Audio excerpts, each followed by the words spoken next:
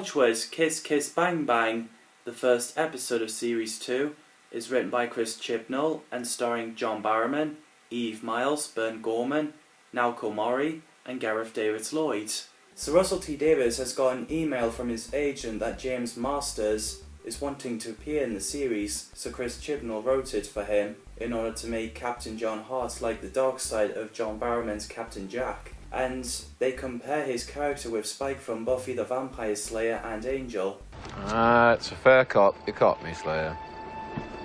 However, in all honesty, I think we have to say this one doesn't count. The opening scene is brilliant. The blowfish driving a sports car, letting the old lady cross the road with awesome music.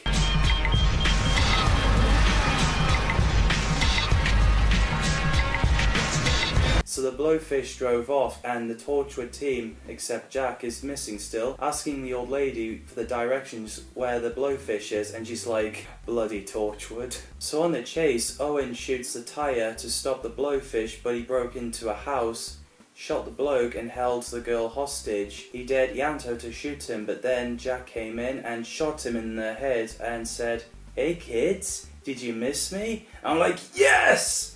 That's a good entrance. Won't you?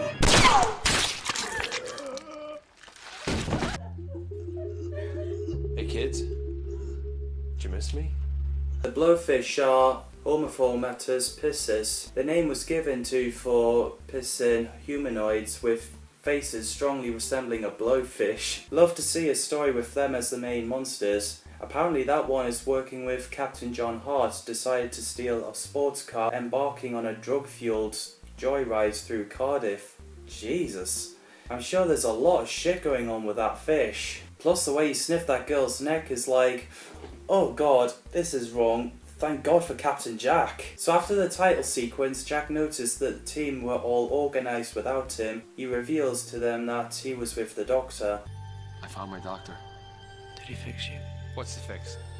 You don't mess with this level of perfection. We also get a fantastic scene where Captain John Hart appears through the rift.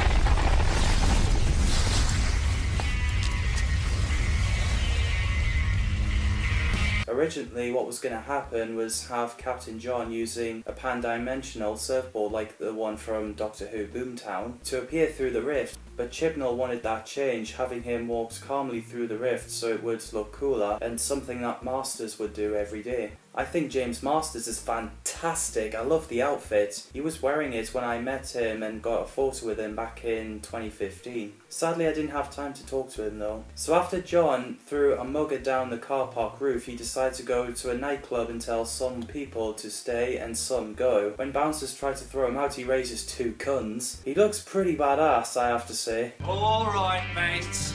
Let's take it outside. Oh, did I mention I'm armed? So the Torchwood team investigates a mugger's body and John's hologram appeared, and I liked how he reused Princess Leia's line from Star Wars A New Hope. What could you do? Help me, Obi-Wan Kenobi. You're my only hope. So Jack tells everyone else not to follow him. He runs off, leaving the team frustrated, so they followed him. It's so entertaining when Captain Jack and Captain John in nightclub walk towards each other, throwing punches. They decided to add the kissing first so the audience won't see the fighting coming. It is written to be similar to a spaghetti western. They wanted to be more sexy than brutal, like a scene from Women in Love movie with the naked wrestling scene. So they stopped fighting, grabbed a drink, and have a catch-up including drink, drugs, sex and murder rehabs. John shoots at the glasses, so the rest of the team show up. As I mentioned in Everything Changes Retrospective, that Torchwood TV show was originally going to be called Excalibur. I love teammates. Go on. Torchwood. Oh, not Excalibur? So they got John Hart's suggestion Excalibur as a name for Torchwood 3 to reference it. Meanwhile, John shows a hologram canister supposedly holding directions to the diamond out of the other side of the Cardiff Rift. And Captain John is pretty loaded with weapons when he claims he only has two and a sword, and Gwen reveals the weapons that he's hiding, including miniguns and laser knives.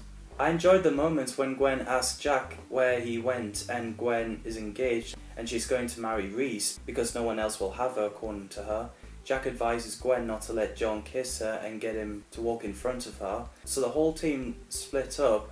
This is kind of like a video game when John and Gwen searches the canisters, and as Gwen has found a bomb, John kisses her, which poisoned her like poison ivy. He has a paralysing lip gloss, and if no one finds her in 2 hours, her major organs will shut down. What are you doing? Get off me! Celebrating. That's all. So while John threw Gwen's phone away, Owen and Tosh searches an abandoned building, but then John knocked her out. It's brutal. I was like, holy shit. And he shoots Owen in the hip. I do like the relationship between Jack and Ianto in the office. He asks Ianto for a date, and understandably wanting John to be gone. While Jack goes on the roof, Ianto hears a noise and John held him at gunpoint and sends Ianto down to the lift. Jack found the last cluster bomb and John asked him to give it to him, but Jack threw it off the roof and then John pushes Jack off the building. I was like, whoa! Whoops.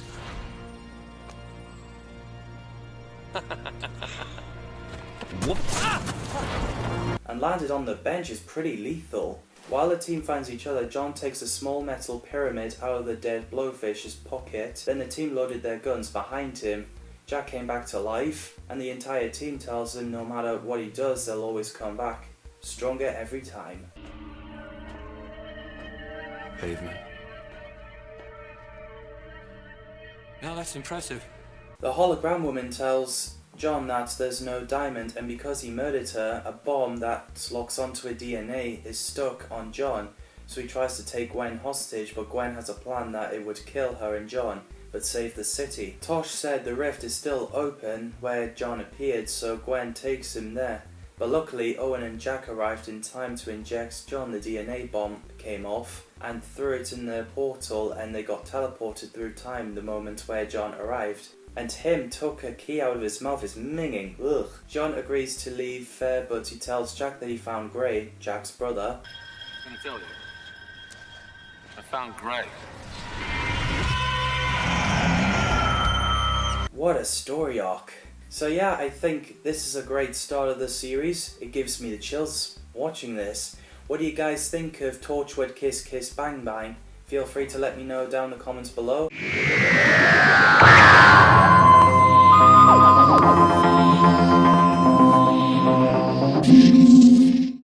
Torchwood Sleeper, the second episode of Series 2, is written by James Moran and starring John Barrowman, Eve Miles, Bern Gorman, Naoko Mori, and Gareth Davis-Lloyd. So yeah, I found out the explosion of the building was to be filmed on 1st of July 2007, which is the day after a tragic 2007 Glasgow International Airport attack, and they had to announce on local media to let everyone know that there would be a controlled explosion, not another terrorist attack. So it begins with a couple waking up because they heard a noise, so Mike picks up a cricket bat. While Beth is phoning the police, 2 burglars came into their room. Mike gets knocked out and they threaten Beth. While the camera is zooming into a lamp, we hear something violent. Holy shit. Torchwood team investigates their flat and sees a dead burglar and the other one injured, with a cricket bat lying around covered in blood. I enjoyed the banter when Jack tells the police that he should go to his house and play hockey together sometime, which should be interesting. Gwen and Owen sees Beth and her boyfriend, Mike, who's been injured, and asked what happened, but none of them seem to know. We figured it's one of them. It's getting scary. While Owen noticed the light in the hospital turning off, Gwen asked the surviving burglar who attacks them, and he said, the woman that turns out to be Beth. The way Beth gets taken to Torchwood Hub into the interrogation room and Jack trying to get her to confess is quite brutal. And there'll be no lawyer, no phone calls, just us and this room for as long as it takes. Now, tell me what happened! Even showing her photos of a burglar's corpse, she doesn't remember. Owen tries to inject her, but her skin can't break, just like Luke Cage. And because she said there's no such thing as aliens, so they showed her a weevil they kept in the cage and called it Janet. So they decided to use Mind Probe on her, and Ianto was concerned that her head might explode after the last time they used that device on another alien. So they brutally used the machine going deeper, so she passed out but then wake up, but not herself. Who are you? Kaila Janis, Utagras, Isnin Fast to Habfagnal. And you see her arm changes. we find out Beth is actually Cell 114, the designation of a species to inside a planet with sleeper agents, and she wouldn't have memories of her real species. If she's normal, I think Nikki Amuka-Bird played the role really well. While they're trying to freeze Beth, across the city a guy called David lived in his flat with his wife, so they're bantering on. David stopped talking and his arm starts to change. I was like, Jesus, when he snapped his wife's neck and killed the children's father in front of them. And not to mention a woman leaving her baby in the pram behind, and you can hear the clang the next shot after the pram rolling away into the traffic.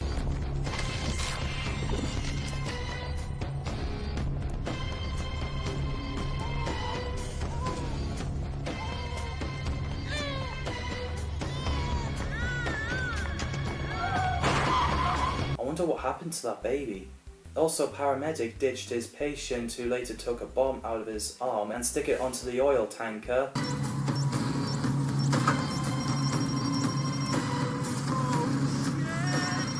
So Beth escapes to see her boyfriend and tries to say goodbye to him, but he wouldn't let her go. But Beth has been activated and stabbed Mike, so Jack and Gwen came in to take her out. I enjoyed the moment when Tosh and Ianto tells Owen the entire telephone network is down. Ianto's like, Hello? Anyone there? No, because the phones aren't working. and that's amusing. Also, after when Owen asks what if Jack couldn't stop it, Ianto replied it's all over, and Owen responded let's all have sex, and I was like, what? And even Ianto said he thought the end of the world couldn't get worse. Because David is covered in force field, the soldiers couldn't kill him as the bullets keep bouncing off. The way David walks with his mutated sword-shaped arm is like something off Resident Evil. So Jack got to David, but David impaled Jack with his arm. But then the force field is turned off, so Jack, Gwen and Beth makes a run for it. Later in the hub, while the team is preparing to freeze Beth again, Beth tries to kill Gwen, but she moves her arm slowly so the Torchwood team can shoot her dead. Good luck.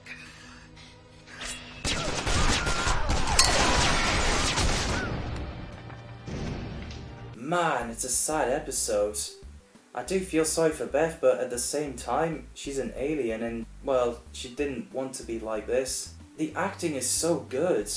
What did you guys think of Sleeper? Let me know in the comments down below.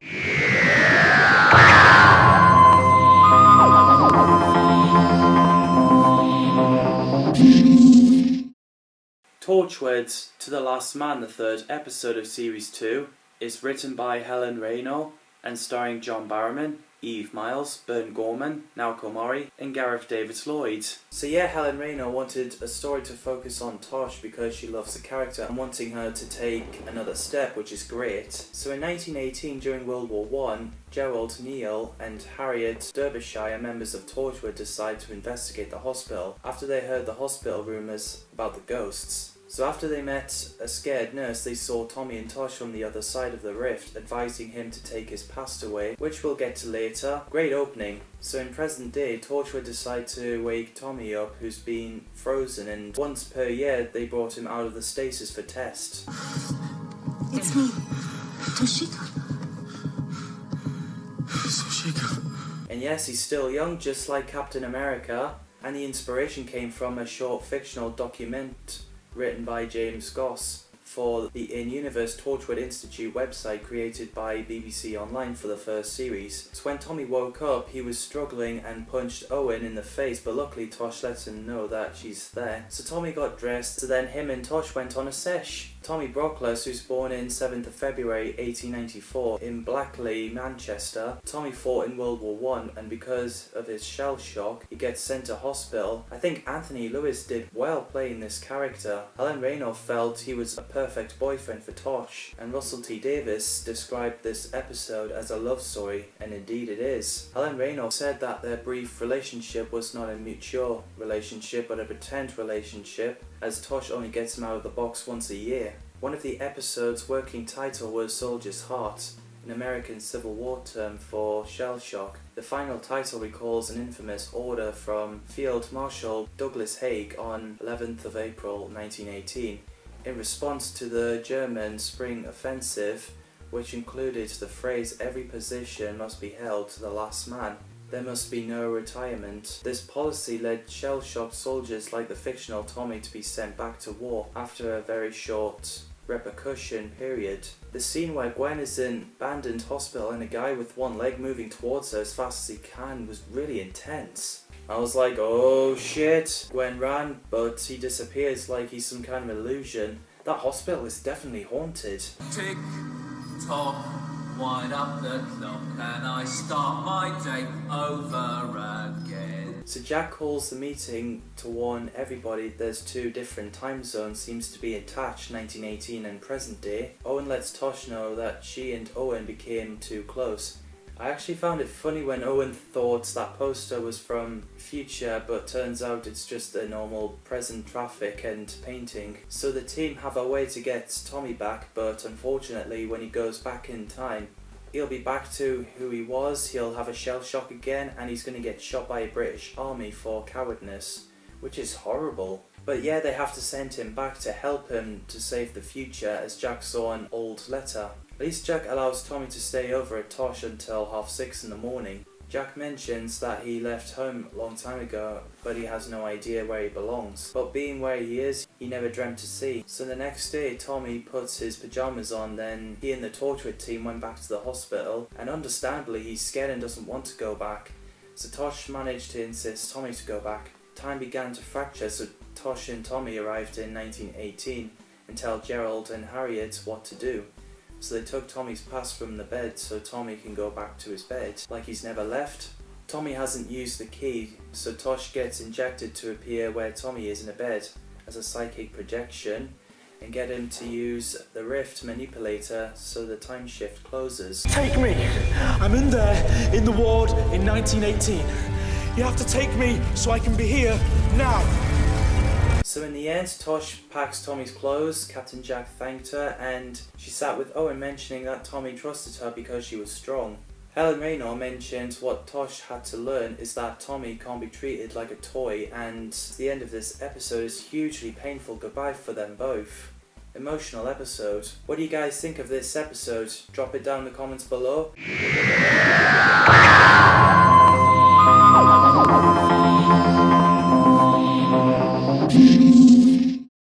Torchwood Meet, the fourth episode of Series 2, is written by Catherine Tregenna and starring John Barrowman, Eve Miles, Bern Gorman, Naoko Mori, Gareth David Lloyd, and Kai Owen, alongside Sleeper, which was also directed by Colin Teague as part of Block 2 of production, which ran from 3rd of June to 5th of July 2007. Originally it was going to be called Another Working Day. Tregenna said we were just throwing ideas around and true to form, and Russell T Davis asked why isn't it just a great big whale in a warehouse, and also said the alien designed for both Torchwood and Doctor Who, Space Whale, the same species in the beast below who's flying the Starship UK. So the episode begins with Reese driving and sees a car crash and someone has died. Leighton Reynolds, who was married and just had a kid, which is sad. So then Reese spots Gwen, which I don't think he's going to be too happy about this. So the Torchwood team investigates a piece of meat inside a lorry, which I have to say it is well designed but very sick. So they confiscated it and brought some sample back to the hub. Unfortunately for Reese, he couldn't follow the team as he got turned around by the police. Ren recognises the lorry as one of Reese's firm, so Tosh rings him pretending to be a police to get some information, which turns out that meat came from Harry's and Harry's, but Owen says it's alien later on. So Torchwood team realised it's different food products. Reese's plan is to find out what Gwen has been doing, so he texts her to come over and told her that his friend died. But when Gwen goes back, Reese decides to follow her to Roldal Place. Then he sees Gwen linking arms with Jack and walked off. Unsurprisingly, Reese isn't happy, so he followed them outside the warehouse. Gwen and Jack has spotted Reese talking to Dale, a high-ranking member of a meat supplier, Harry's and Harry's. I think Matt Ryan played the villain really well. While Jack gets Gwen to stand still, Reese goes in with the blokes pretending he's working for them, and when he sees Cash Cow getting injected, he responded exactly how I would have responded if I was there. Find a place to get sick.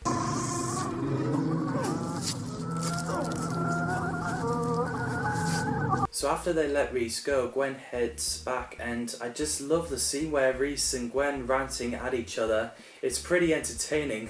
What were you doing in that warehouse? You lied to me! You were at that crash! I don't know what you're talking about. Stop pissing me around, Gwen! You're so used to lying and fobbing me off! Russell T Davies said one of the first decisions is make Reese no longer look like a sap, and he needs to be aware of what was going on. Catherine Tregenna described it as a love triangle between Jack, Reese and Gwen. What exactly do I need protecting from? I catch aliens! Piss off! No, you piss off. It's the If you're not gonna take it... So Gwen shows Reese inside the Torchwood hub and meets the team. Jack thought Reese had screwed the plans up, but he told them he asked for a job as a delivery driver and found them a way in. I just love the line where Gwen is like, "What is this, Scooby-Doo?"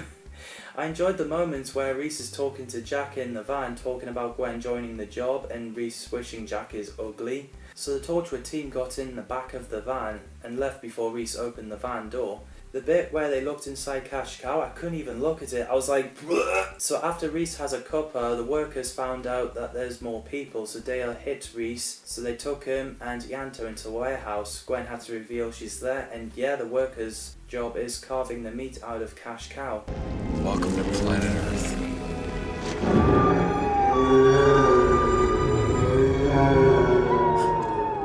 So Jack steps in, tried to help, but Dale tries to shoot Gwen, but Reese got in the way and got shots in the shoulder.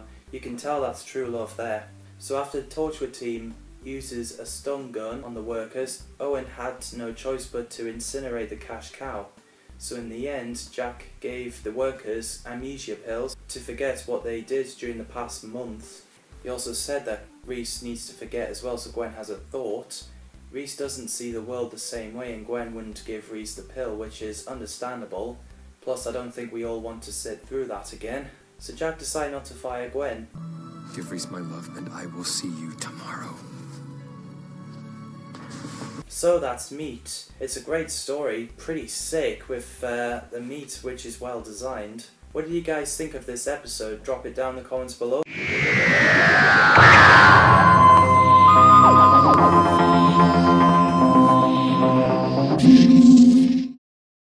Torchwood, Adam, the 5th episode of Series 2, is written by Catherine Tregenna and starring John Barrowman, Eve Miles, Bern Gorman, Naoko Mori, and Gareth David Lloyd. So after Reese and Gwen has a play fighting, Torchwood meets Adam Mitchell, who can still open his head and he wants revenge for being kicked out of the TARDIS. Just kidding!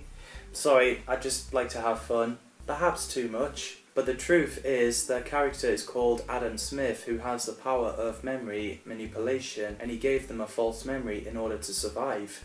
I think Brian Dick is great in this. So Torchwood believes that Adam has been working for them for 3 years. Tosh ended up falling in love with Adam, and Owen became a science geek, more or less, and he wants to go out with Tosh. Gwen has forgotten about Reese.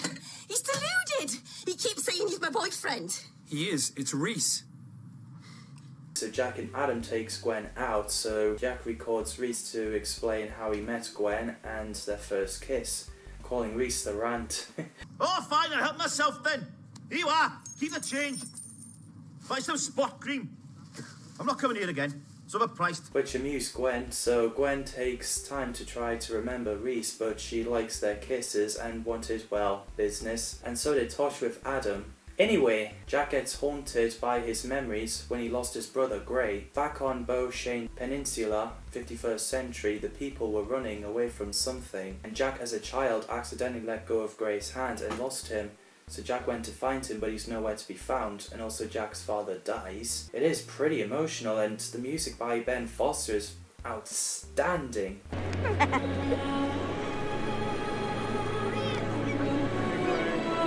Alright, son, one more. Ianto looks at the diary and notices Adam's name wasn't there, so Adam gave him false memories where Ianto believed he killed 2 girls with his anger. So later on, Jack came back and sees Ianto upset, so he uses a best lie detector when Ianto mentioned the night he killed 2 girls. Jack doesn't believe it, so he looks at the footages and he notices Adam implanting the memories into the team. So when Adam and Tosh came back, Jack points a gun at him and took him to the cell. Tosh really kicked off. The acting is... This is what you've done to us.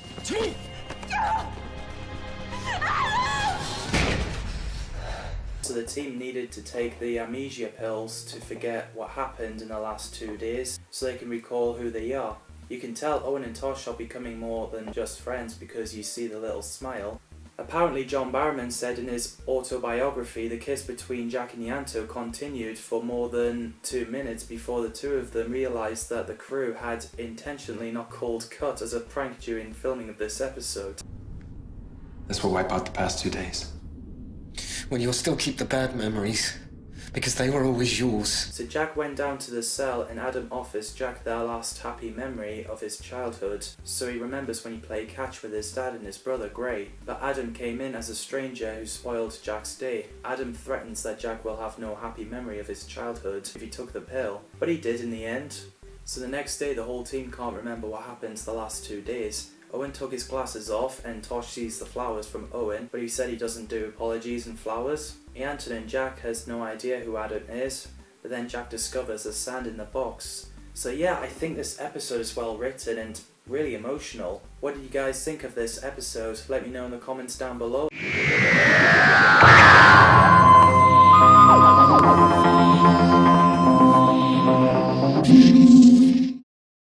Torchwood Reset, the 6th episode of Series 2, is written by J.C. Wilshire and starring John Barrowman, Eve Miles, Bern Gorman, Naoko Mori, Gareth David Lloyd, and Freema Agyeman. So after Owen and Tosh chasing a weevil on the run and found a corpse, Torchwood has a visitor. It's a great Easter egg when Margaret, the Slythein's face on the newspaper, stick onto the door. So yeah, Martha Jones appear in Torchwood. Miss Martha Jones. I did remember my mum mentioning it years back when I was 9, but unfortunately I still wasn't allowed to watch it at the time. And we have a nice moment when Martha and Jack were talking and the doctor got Martha a job at the unit, which really makes sense. So Martha and Owen examined a corpse with a puncture in his eye, which looks nasty. Great makeup, but Jesus. The scene where Owen using a device shooting at the cup and exploded something behind Ianto, and his reaction is absolutely hilarious.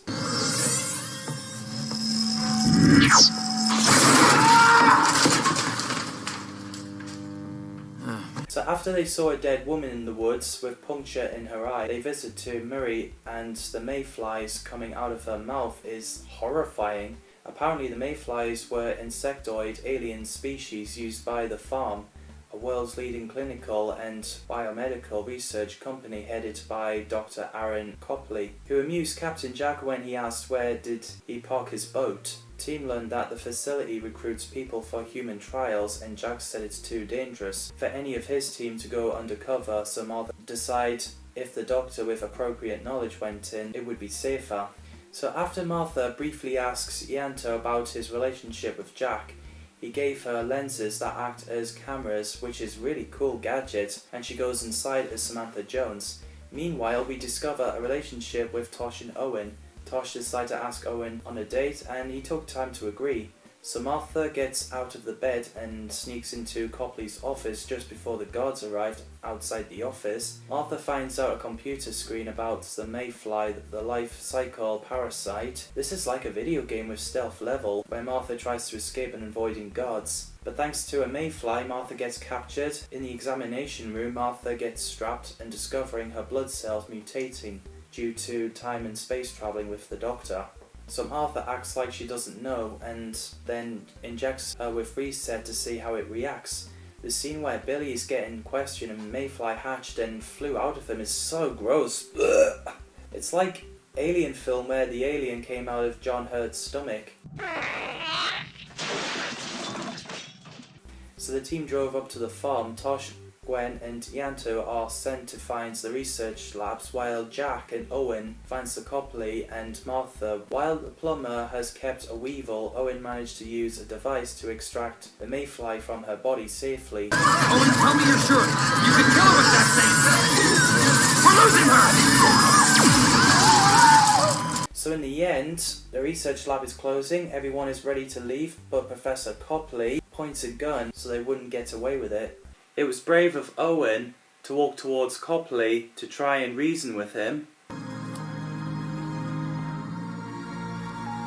Please do it.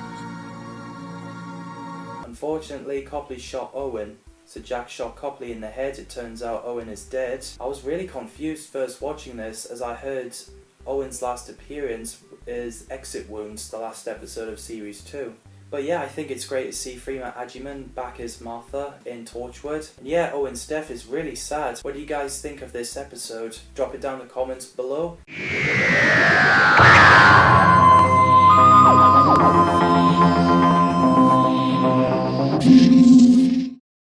Torchwood, Dead Man Walking, the 7th episode of Series 2, is written by Matt Jones and starring John Barrowman, Eve Miles, Bern Gorman, Naoko Mori, Gareth David Lloyd, and Freema Agyeman. So the episode begins with Martha making a speech over Owen's body, so Jack tells everyone not to touch him until he gets back. I was like, what's he gonna do? So he goes into a bar and talks to a girl who seems to be underage, but never mind. Turning a card over, so Jack arrives at disused St. Mary's Church, sneaking into a room full of sleeping weevils. That's going to be lethal as hell if they woke up. So Jack picks up a box, something hits the organ key and woke the weevils up.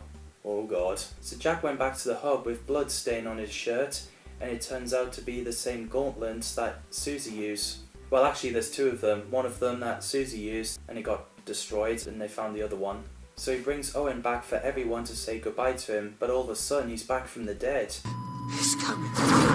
Ah! Oh my god! What happened? Where am I? Although he's 50% human and 50% dead, he doesn't need to eat or drink, but the power hasn't drained Jack like it did with Gwen when she resurrected Susie. Owen has visions of himself in a place shrouded in darkness full of eerie whispers. I'm really liking this. It's really creepy. So after a woman trying to pull Owen, who's not aware he's dead, we get an entertaining scene where Jack appears, Owen kicks off, Jack restraining him, but the bouncers threw them out and they get arrested. The bit where Owen threw up is so gross and hilarious.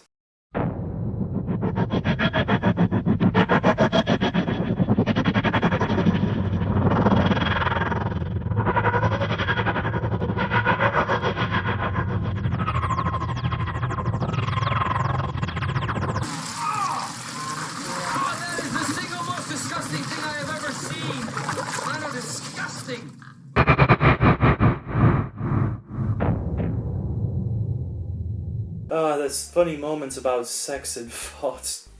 Jesus. The reason why Jack wanted to bring Owen back because he wasn't ready to give up on him. Great scene is running away from weevils in the car parking area. It would be cool to have an episode where an army of weevils attack the city. Scary stuff is when all the weevils are worshipping Owen like he's a god. But he could be useful. So while Owen is about to get injected, the metal gauntlet suddenly moves. It grabbed Martha's face and she became old.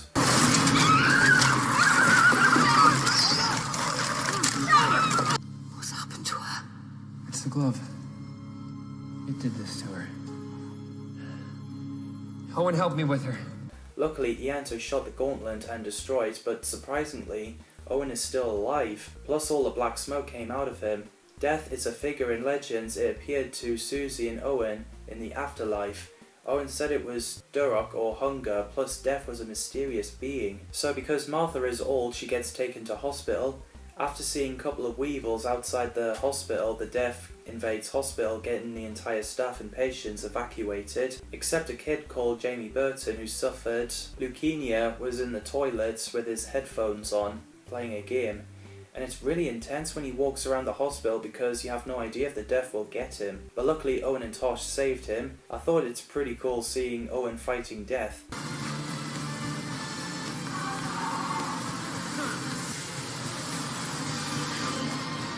Of course the death's energy is sent to darkness and Martha's back to be young. So in the end Martha tells Owen that the energy keeping him alive is dissipating, but it could take anywhere between 30 seconds and 30 years to die out completely and end Owen's life. So that's an interesting episode. What do you guys think of Dead Man Walking episode?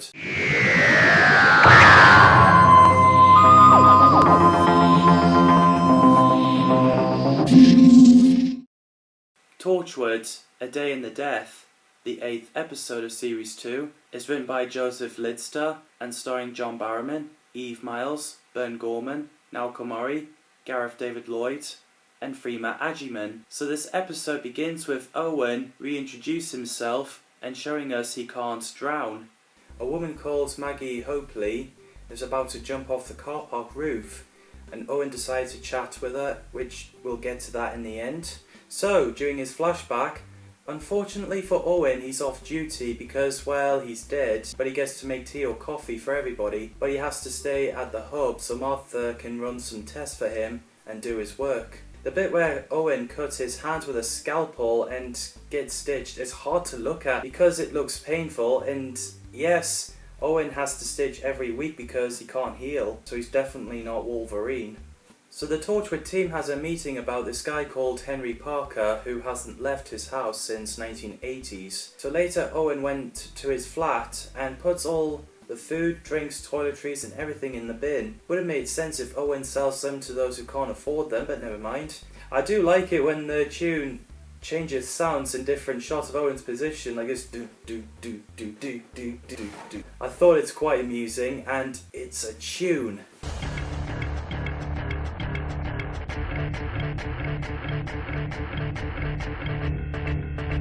So Tosh came and explained to him why she still loves him, but Owen understandably is pissed off when he can't feel anything, no heartbeats, nothing he can give her. I don't work. I've got no heartbeat, no feelings, no tears. I have got nothing to give you. Do you understand that? The way he breaks one of his fingers is hard to look at. So he left Tosh and ran with an awesome drumming music and jumped into the water, and noticed Jack is right there.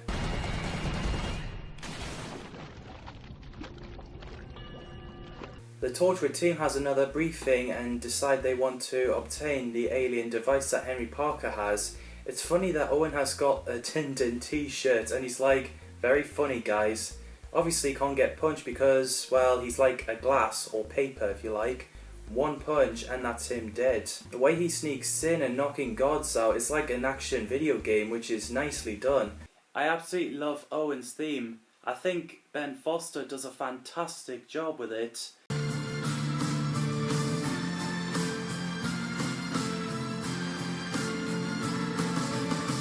Owen sees Henry Parker in bed who has a cardiac arrest, and he's carrying a red and black meteor called the Pulse that he collected. I think Richard Briers did really well in this. He also played Chief Caretaker in Doctor Who Paradise Towers. You know what it is? I named it. It's keeping me alive. So yeah, the device Henry is holding keeps him alive. After a conversation we get a sad scene where Henry is dying. Owen tries to resuscitate him, but Owen has no breath, which is a sad scene. So in the end, Martha leaves Torchwood. It's a nice moment when Jack tells Martha that she should come back anytime. Owen tells Tosh that he's scared to close his eyes because of the darkness. Owen sees Maggie on the car park roof about to jump, completing the flashback that started the episode. The reason why she wants to jump because her husband died in a car crash on a wedding day. And we have a cool light effects revealing that the pulse is more than just a random artifact. My name is Owen Harper, and this is my life. So yeah, Owen reasons with Maggie out of suicide. I think it's another great episode. What did you guys think? Drop it down in the comments below.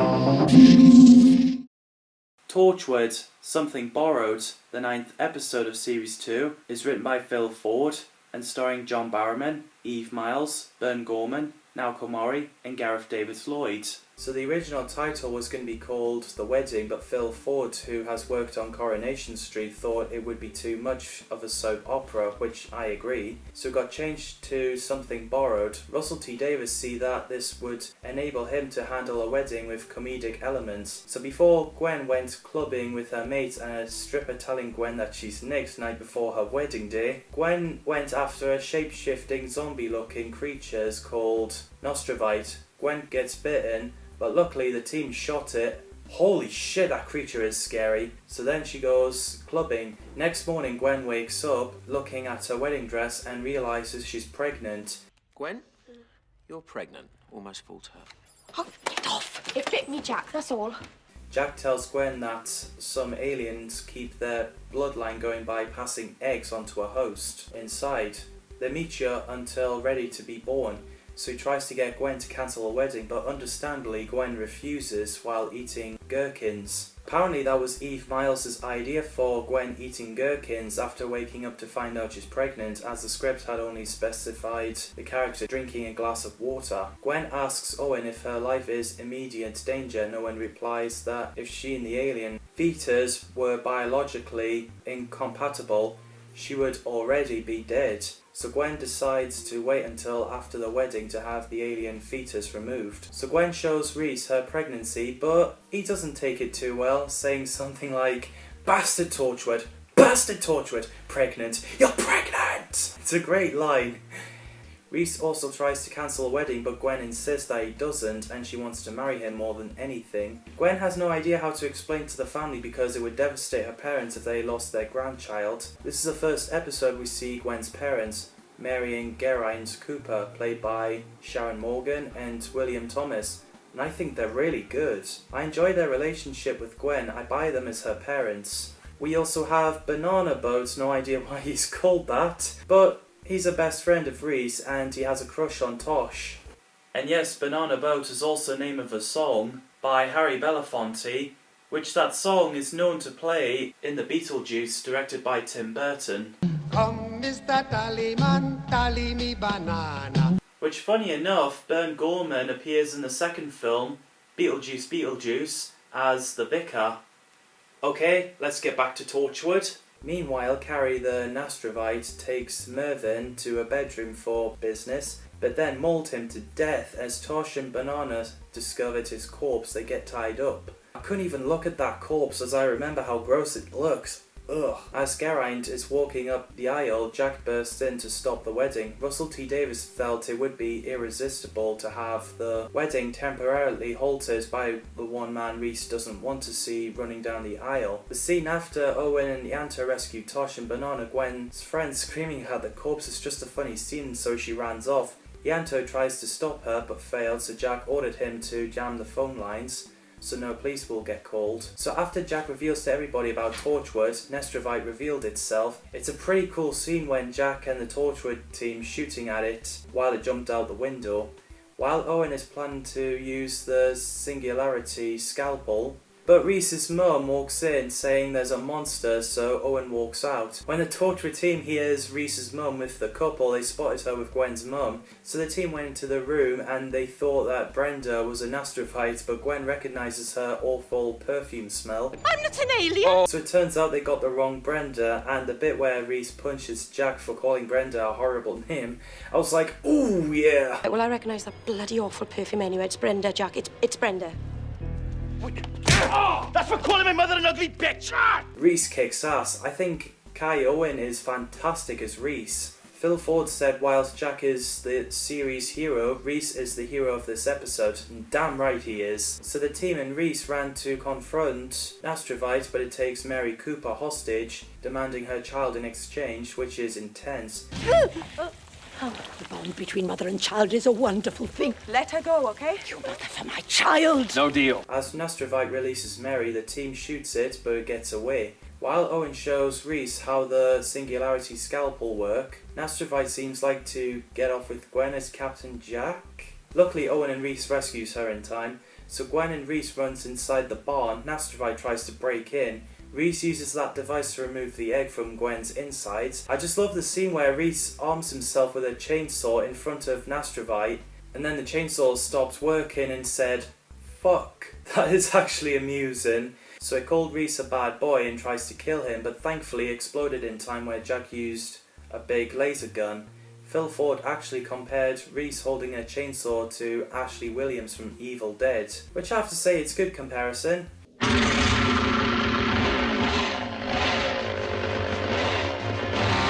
Tells Reese every hero gets a girl, so in the end Gwen and Reese are married, and at the reception Jack dances with Gwen. Later Gwen and Reese saw everyone sleeping because Jack retcons the wedding party.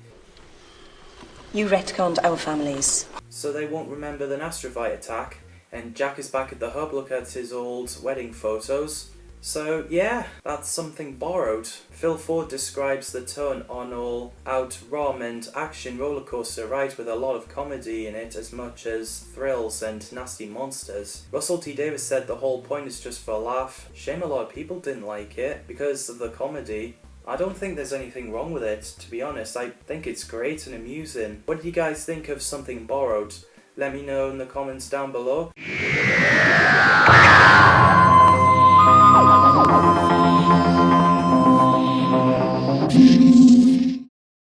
Torchwood, from Out of the Rain, the 10th episode of Series 2, is written by Peter J. Hammond and starring John Barrowman, Eve Miles, Bern Gorman, Nao Komori, and Gareth David Lloyd. So the episode begins with the Joshua J. travelling show. Everyone gets invited by Ghostmaker to circus, but when the mother looks behind and then look back, everything vanishes, which is spooky. I'm liking this. So the local Cardiff residents transform an old cinema, the Electro, into a local history museum airing an old celluloid movies as part of its exhibits. I think it's great to have cinema where we can watch 1920s and 30s and old movies. So the film starts to play up. We get a scary bit with Ghostmaker doing that and Captain Jack shooting himself in the head twice, as it seems. Right, come on, let's go. Wait.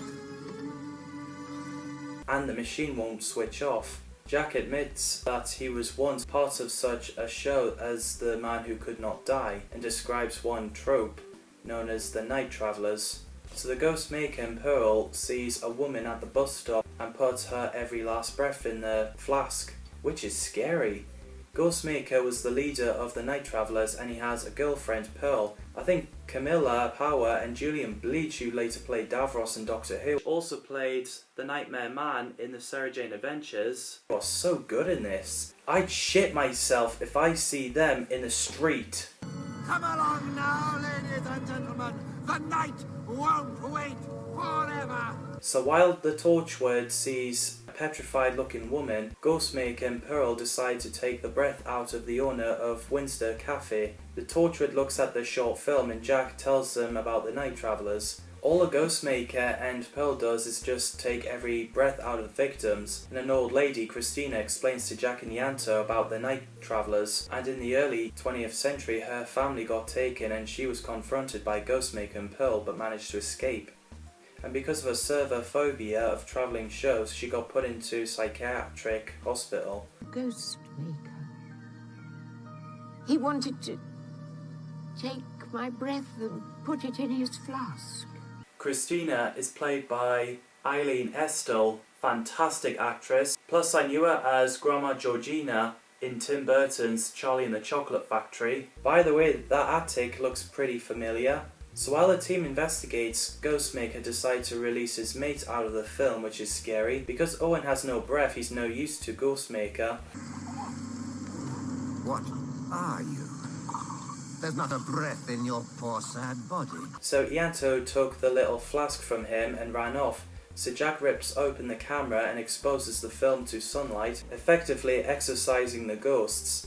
The effects is nicely done. So in the end, Jack gave the last victim his breath back, as they did with everybody.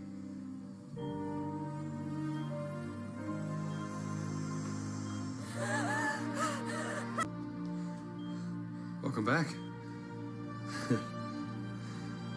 The team believe that the threat is over, but Jack says there may be more reels of the Night Travellers and we have people buying car boot sale.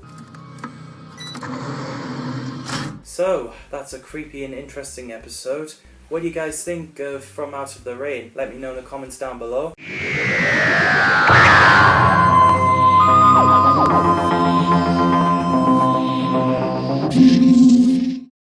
Torchwood, Adrift, the 11th episode of Series 2, is written by Chris Chibnall and starring John Barrowman, Eve Miles, Bern Gorman, Nao Komori, and Gareth David Lloyd. So apparently this accounts for the lack of availability of some of the regular cast members. Unlike the rest of the episodes in this series, this episode was not solely produced by regular series Richard Stokes, but by guest producer Sophie Fante, mostly focusing on Gwen, Andy and this woman called Nikki Bevan. Plus Ruth Jones was excited and scared at the same time as it's a serious role, and she's been in comedy. I think she did really well. And yes, that's Nessa from Gavin and Stacey. Again, Eve Miles is great as Gwen Cooper, and so is Tom Price as PC Andy Davidson. So this episode begins with a boy called Jonah Bevan walking home, and a mysterious bright light appears and he vanishes after he texts his mum, Nikki. So Gwen and PC Andy looks at the footage. 7 months later, Tosh discovers that these disappearances happened during a negative spike of Rift activity, which were previously discarded as aftershock.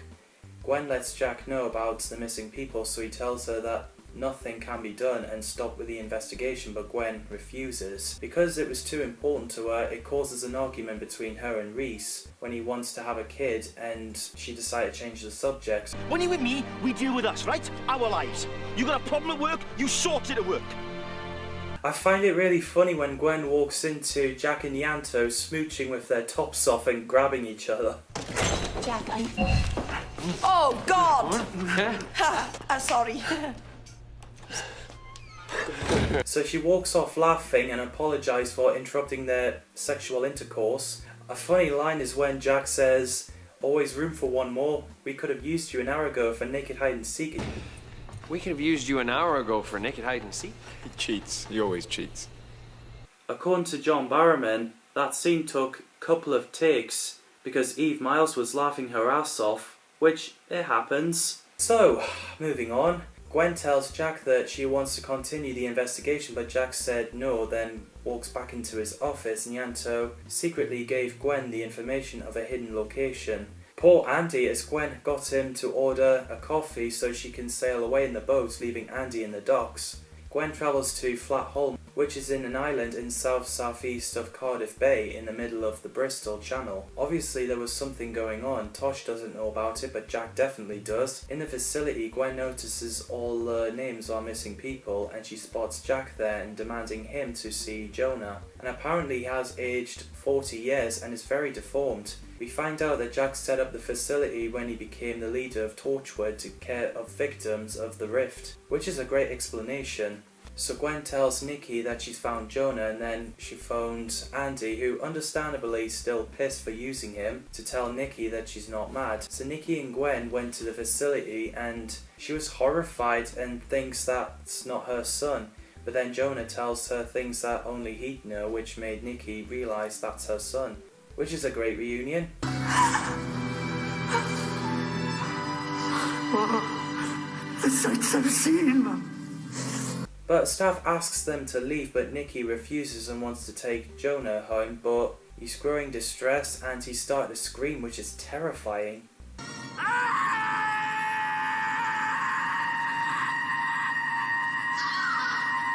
They were originally going to use effects, but the actor Robert Pugh wanted to give it a go, and hey, it worked. It's insane that he screams 20 hours a day because he looked into the heart of a dark star, which drove him insane. That must be stressful for the staff and the clients.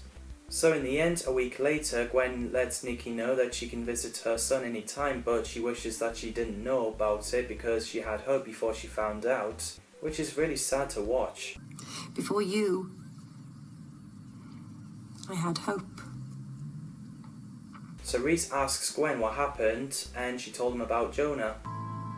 Jonah? He went missing 7 months ago. Man, what an episode. What did you guys think of Adrift? Let me know in the comments below.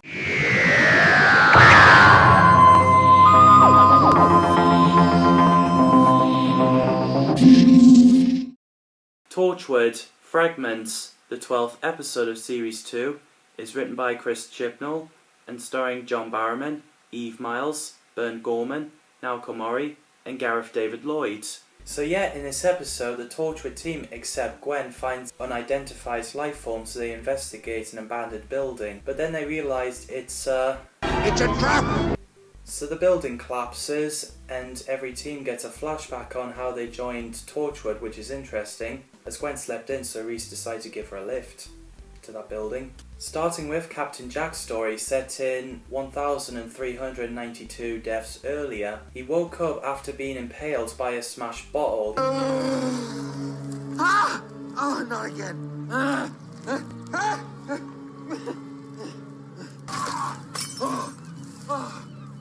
He gets picked up by two women, Alice Gubby and Emily Holroyd, who worked for Torchwood in Victorian times.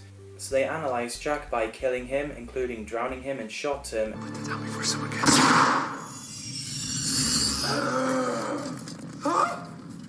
Why aren't you dead yet? And they say that the Doctor is the enemy of Torchwood, thanks to Queen Victoria. And if this Doctor should return, then he should beware. Because Torchwood will be waiting. So Jack accepted a job to work for Torchwood. He captured a blowfish. After many decades later, in New Year's Eve 1999, Jack discovers dead staff members, and it was his boss, Alex Hopkins, because he's fear about the 2000s and the horrors it may hold. Alex has used a piece of alien technology that showed him the future and decided to eliminate his team as mercy killings, knowing that if they lived, their fates would perhaps be even worse. So he killed himself and let Jack be the leader. In present day, Jack came back to life as he got crushed by rocks. He was dead! I checked his pulse, he was dead! Right. Next we have Tosh's story set in 5 years earlier. Tosh had to build a human-built sonic device called Sonic Modulator in order to set her mum free. But as a result, the unit came in and imprisoned Tosh, and they'll never release her. But then Jack came and offered her a job, as he used his instincts to trust her, and yeah, the unit owes Jack a favour, so he gets them to wipe her record. Why would you trust me? Instinct. In present day, the team are struggling to get Tosh out, and she broke her arm. Ianto Jones' story set in 20 months earlier. Jack was getting attacked by a weevil, so Ianto helped. Then he kept harassing him for a new job and praising Jack's coat. So after they helped together to capture a pterodactyl together, which is the same one they kept, and call her Mfanwai, Ianto gets a job.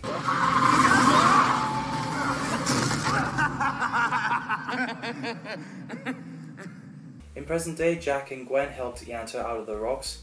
Owen's story set in 4 years earlier. He works as a doctor because he came to believe that saving just one life would make his own worthwhile, but he found out that one was never enough. There was another demanding to be saved. He could never succeed. He also has a fiancée, Katie Russell, who works as a junior doctor at the same hospital as Owen. She diagnosed with Alzheimer's disease, and Owen refuses to accept the illness and gets them to keep examining her brain. But nothing different until the final one. The doctors thought she had a brain tumour, but turns out to be an alien inside it, which I couldn't look, but I remembered that killed the doctors and her with the toxic gas, which is a sad scene. That explains why Owen's eyes went down for a bit after when he got asked who was the last person he kissed from the episode Countryside. So who was yours?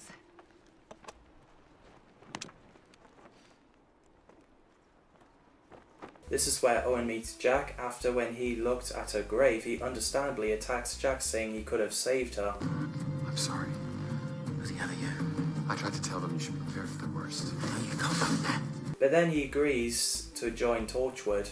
Back in the present day, everyone is out of the abandoned building, and Jack receives a holographic message, and it was Captain John Hart, and he shows him Grey. He's planning to destroy the world so Jack can spend time with him. No, it can't be. Been a while since you've seen your brother, eh, Jack? Grey? Man, this episode is well acted and well written. So, what's your thoughts on Fragments? And for the final episode, oh boy, a lot of shit is going down.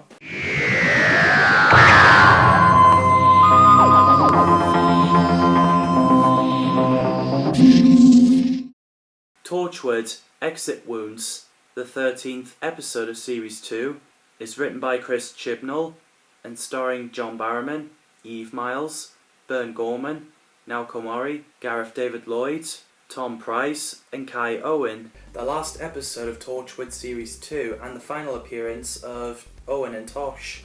So after the team regrouped from the destroyed building, they split up. So Jack went back to the hub and he sees John waiting for him, playing some music. He told Jack that he loves him, but then shoots him with 2 machine guns.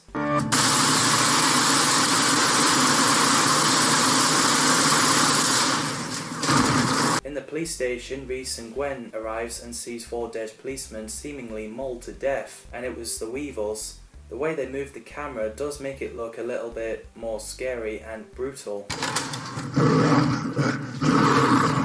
What are they? Weevils. They live in the sewers. Tell me you're joking. Meanwhile, Tosh and Yanto are in the central server building and shot the cowled figures. Sorry, that's my stomach rumbling. Owen in hospital, who's with the doctor, and the Hoiks appeared. Yes, that's the creature who first appeared at the beginning of Love and Monsters. Come on, eat the food, come on. But wasn't named until this episode. I love to see Hoiks return and focusing on them. Hey, what the hell is it? Short answer? It's an alien. Alien? Yeah. It's called a Hoiks. So Owen had to lure it out with cigarettes and tranquilize it. So Jack came back to life chained up, and John wanted revenge because Jack was rude to him in front of his teammates. John bombs the city and few explosions was like, holy shit!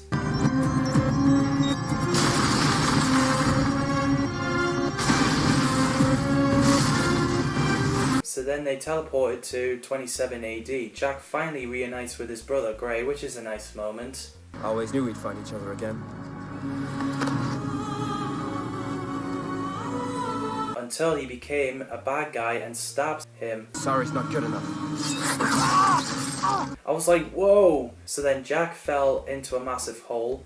John gave him a ring, a tracking beacon, and then gets buried alive.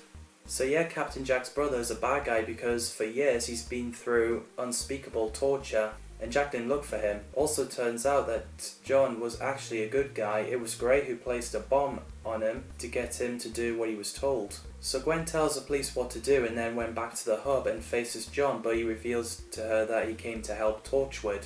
The scene where Gray activates a signal and there's a lot of Weevils running in the street was like incredible. This is really intense.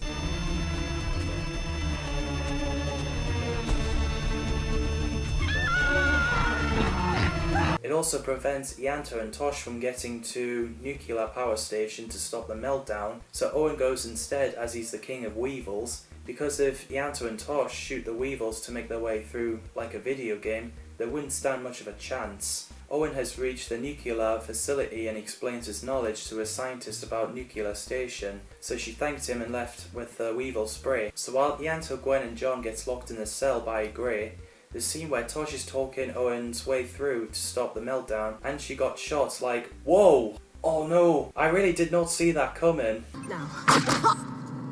Tosh.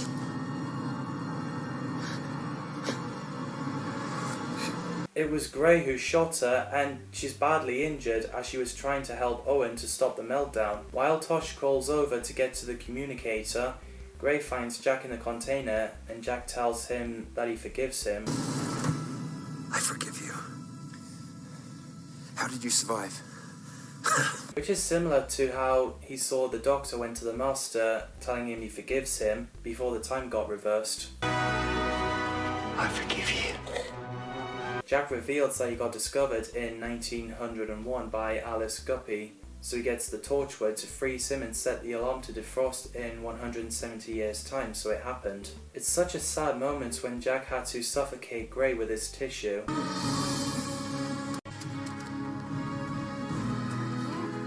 So John reversed the signal, got all the Weevils in the streets back down to the sewers, then Jack managed to free them. An unexpected power surge alerts Tosh that there is going to be an emergency lockdown once it hits. So Owen tries to run out, but he didn't make it, he's sealed in. This is an emotional moment. Owen kicks off, but then Tosh calms him down as it would break her heart, so he calmed himself down and have a final conversation together. Tosh revealed to be the same woman as the one who investigated Space Pig in Aliens of London, where she met the Doctor, as Christopher Eccleston. I really love that Easter egg. It explains that she had to cover for Owen because he was in a hangover, so she had to pretend to be a doctor. Or was it a space pig? Space pig. I just assumed that's what aliens looked like. But you're saying it's an ordinary pig from Earth. More like a mermaid. And Owen realised that they never had a date that they kept mentioning, so the radiation activates and Owen's body slowly decomposed, and then by the time Jack finds Tosh, she dies in his arms.